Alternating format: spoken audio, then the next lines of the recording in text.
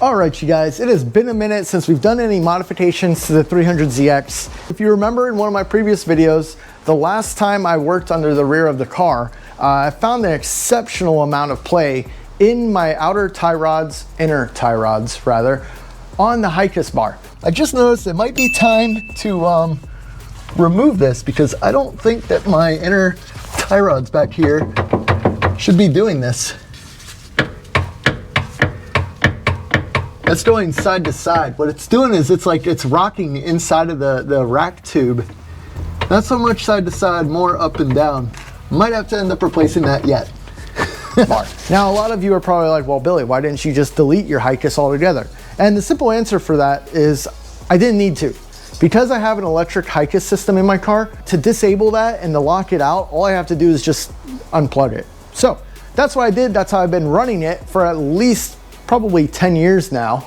I have not had working HICAS in this car. It probably works, honestly. If I plug it back in and plug the control module back in, I will probably have working HICAS in this car. I'm not gonna do that because we're gonna be eliminating that. And if you are not familiar with these cars, there are two different types of HICAS systems in them. There is hydraulic and there is electric. Well, I have the electric one, as I just said, and there is actually different ways to eliminate them depending on which system you have. Now, I actually purchased a hydraulic HICAS Eliminator bar probably 7 years ago.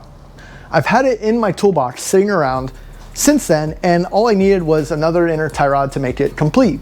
Well, as I've just found out, you actually need the inner tie rods to match the outer tie rods, and the 94 and up outer tie rods are different from the 94 and prior tie rods. It's literally the thread pitch is different between the two.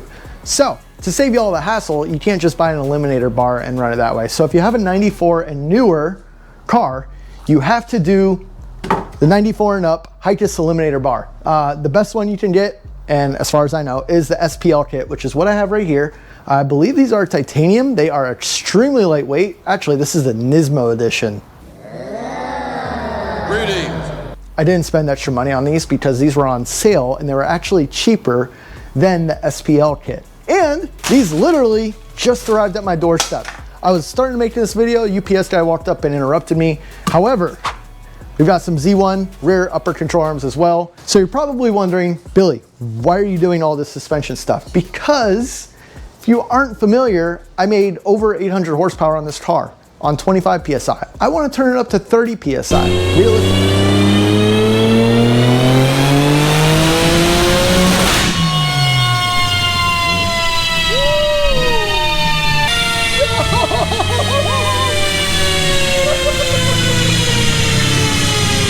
Maybe 32, maybe 36. We'll see where it stops. We'll see where I feel like I'm comfortable. But to do so, we're gonna need more traction. And the answer to more traction is new wheels. That's right. I have a drag wheel set up right here that I'm going to be fitting on the car. I'm not gonna show you guys what they are just yet because I'm gonna make that a surprise. The drag wheels I've picked are 15 by 10s. I'm gonna fit a 275, 60, 15 on them. And to fit a 15 by 10 wheel on the back of this car, there are a couple of things that need to happen. Either A, you have to get a pretty outlandish offset or back spacing to make them fit, which would set the wheels way out past my fender, which I'm not about to do. So the other way is to set them inwards and then change pretty much almost every suspension arm in the rear of the car to make them fit. And I will probably still have to grind away at this beautiful tie rod end. And on top of all this, I will still probably have to get extended studs and possibly a hub spacer. But for today, we're gonna be primarily focusing on the HICAS Eliminator bar for the 94 and up vehicles, because as far as I know, I have not seen a single video on YouTube of an electric HICAS elimination kit. Also, if you guys haven't yet, I'm going to keep reminding you, go check out the website, billybuilds.com, discount code DEVILZ. I will have 15% off all the way through the end of November on all of my merch on the website right now. Put a link down in the description below. Also, if you haven't been over to MaslowMotorsports.com, help your boy Dean out. Check him out. Awesome dude. World's fastest 300ZX street chassis, that is. But check him out as well. Let's get back into this video. Okay, real quick before I start on the car, I want to show you guys the difference between the later model with the electric HICAS and the earlier model with the hydraulic HICAS elimination kits because I just so happen to have both of them. So for the hydraulic one, we have the Eliminator bar. This here basically bolts in place where the pump is at the rear of the car, and then the tie rods come out on either side. And then this is the one that I will be installing for the electric HICAS. This one here actually bolts to these little guys right here, and this is actually the Nismo edition. So I will be installing this in my car because this one is not really compatible. And the reason this is not compatible is because the tie rods that come out of it are completely different between the earlier model year and the later model year. Basically, the inner tie rod and outer tie rod are different threads between the hydraulic and electric HICAS racks. So, with that said, unfortunately with the electric one, if you want to completely eliminate it, get rid of it altogether, you have to spend a little bit extra money and get the, the traction bars, toe arms. I think that's what these are technically called for the rear. Otherwise, if you want to just delete it or deactivate it, you just unplug it or disconnect the control module. If you disconnect the control module or unplug it, you will more than likely have a HICAS light. And if you want to do away with the light, you just remove your gauge cluster altogether and remove the little bulb from behind it and you're good to go. So with that said, let's go ahead and get these installed. And we got to jack up the car, get the rear end all apart, and yeah, all that fun stuff.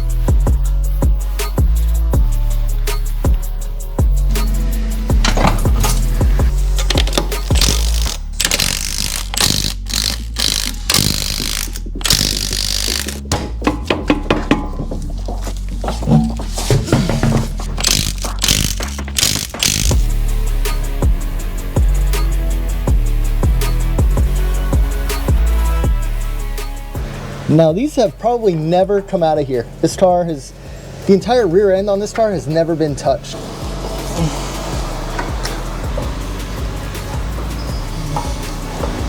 feel like that's a lot of play.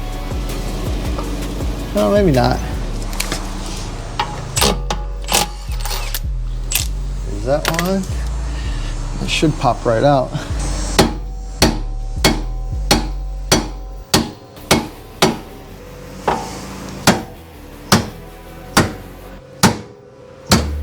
Got it. Sometimes you just gotta hit it with your purse.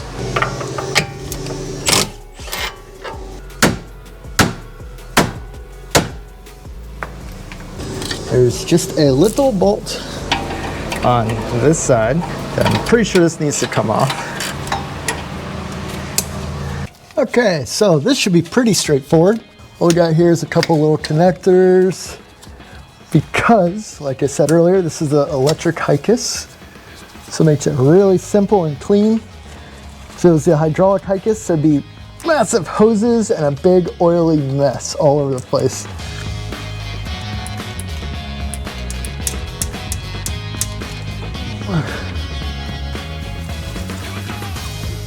Ah, there we go.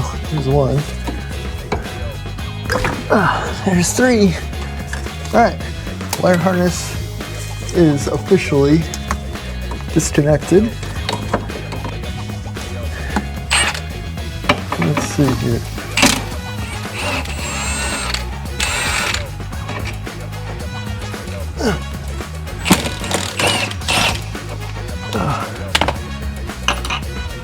Maybe I don't have to. Yeah, there we go. That's that.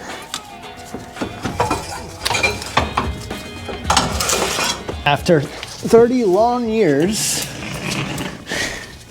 we are HICAS free.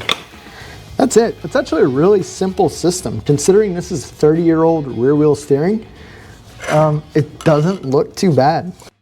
Okay, so we got the HICAS bar out. The next step is to actually remove these ball joints here for the tie rod. Well, mine's definitely torn and probably no good on the inside. Well, there's still some grease in there actually, which means we have to use a ball joint press, which means we have to have room on this side, which means that this coilover has to come out. So because that has to come out, all of the rear interior has to come out so we can get to these bolts to remove the coilovers. Got it.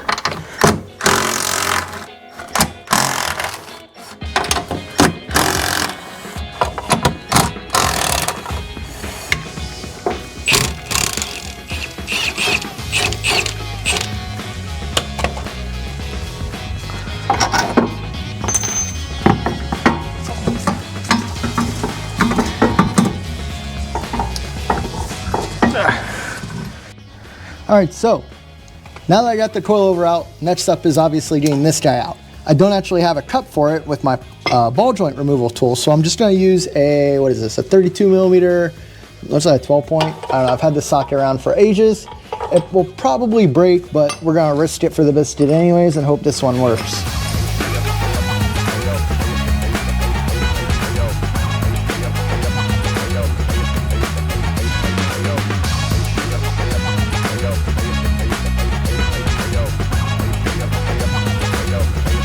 All right guys, that took way longer than it should have. I finally got this ball joint out. Now that is all out. I gotta clean it out, probably do like a, oh, there's my socket. If you're curious at all, I used a 17 millimeter 3/8 impact socket, and I used a 36 millimeter 1/2 inch impact socket, along with the ball joint remover tool, and then this guy right here. If for any reason you decide to use the same ball joint remover tool that I am using, this is pretty much what did it for me, is these three right here. Do I recommend doing it with this particular tool? There's gotta be an easier way, but I have one more side to do, and it's getting late, and I still have to install everything. So with all that said, let me go ahead and get started on the other side with removing that.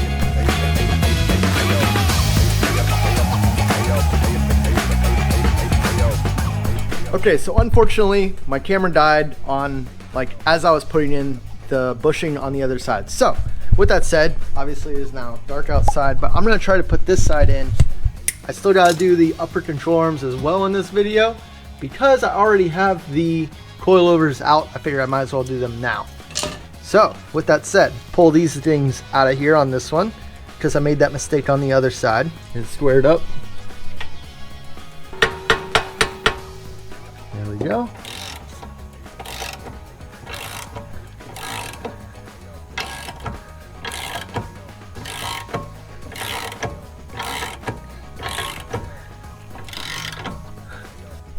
Okay guys, it's getting late here.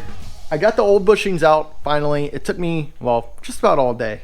I had a hard time finding the right pieces and the right size cups, let's say, and I'm actually using sockets and cups, combination of everything.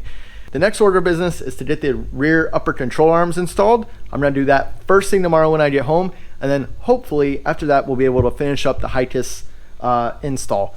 So on that note, I'll catch y'all tomorrow.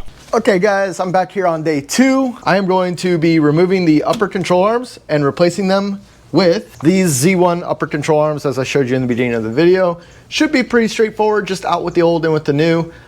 They pretty much slide right in. So let's go ahead and get started on putting these things in first, and then we'll get the coilovers back in, and then after that, we'll move on to the rear HICAS delete kit install.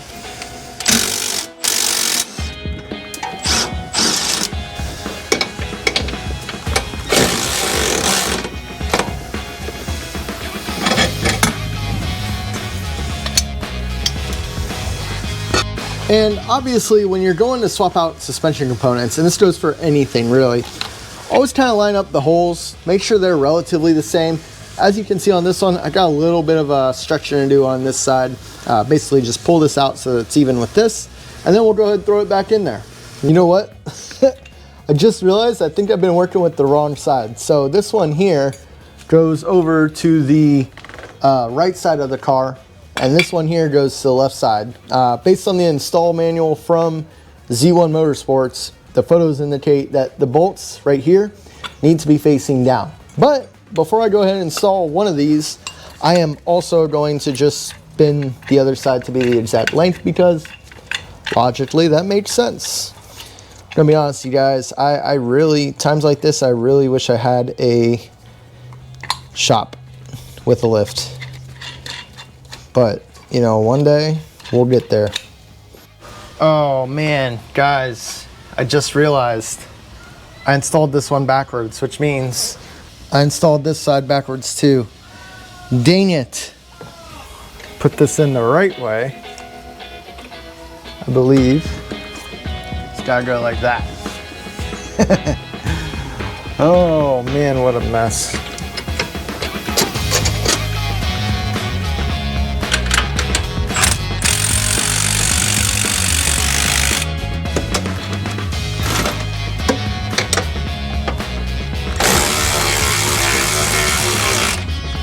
now that that's installed the correct direction, like an idiot. I'm gonna go ahead and throw this coilover up in here as well.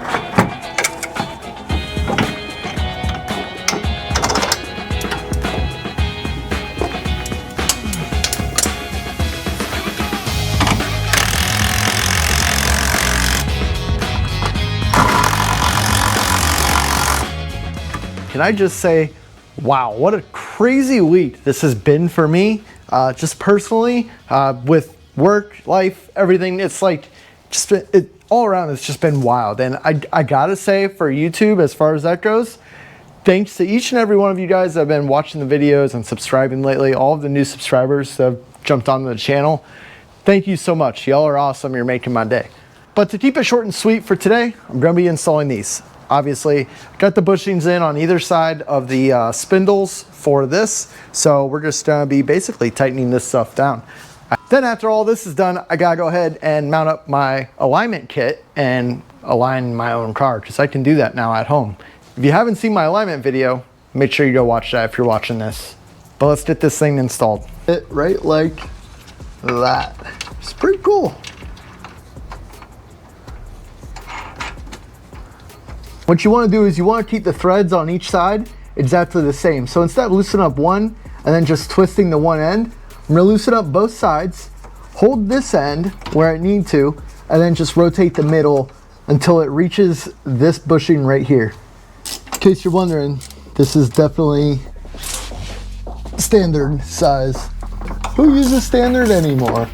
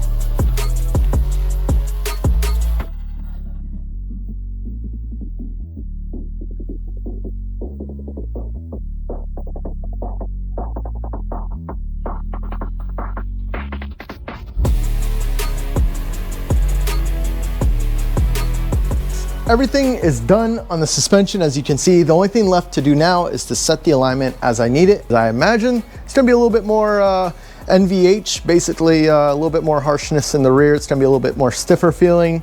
Definitely a lot less play and a little bit more of a vibration probably as well. So let me get this sorted out here as far as the alignment goes, and we'll go for a ride.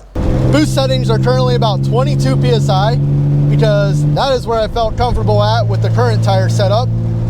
I'm hoping with the new suspension parts and the new alignment that I set up on it, still needs some fine tuning. So I still gotta get out my alignment tools and do all that stuff. But for the time being, I'm hoping it'll hook a little bit better. Simply because I don't have near as much camber as I did before in it.